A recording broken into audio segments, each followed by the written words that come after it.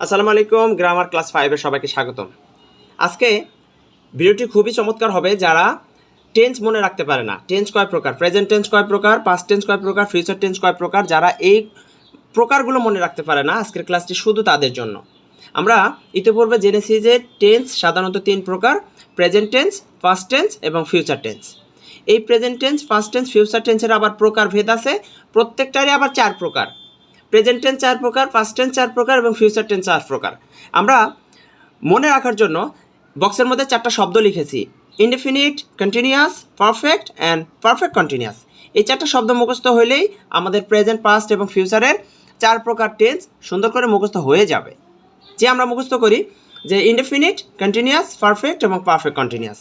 আমরা যখন present tense মুখস্থ করব কত প্রকার, তখন আমরা এটা এরকম করে বলবো যে present indefinite, present continuous, present perfect, present perfect continuous. আবার যখন পাস্ট টেন্স মুখস্থ করব তখন past indefinite, past continuous, past perfect এবং পাস্ট পারফেক্ট কন্টিনিউয়াস। আবার যখন আমরা ফিউচার টেন্স বলবো তখন future indefinite, future continuous, future perfect এবং ফিউচার পারফেক্ট কন্টিনিউয়াস।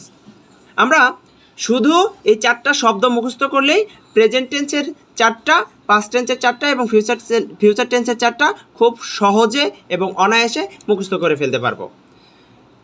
সবাইকে ভিডিওটি দেখার জন্য ধন্যবাদ। Thank you for watching my video.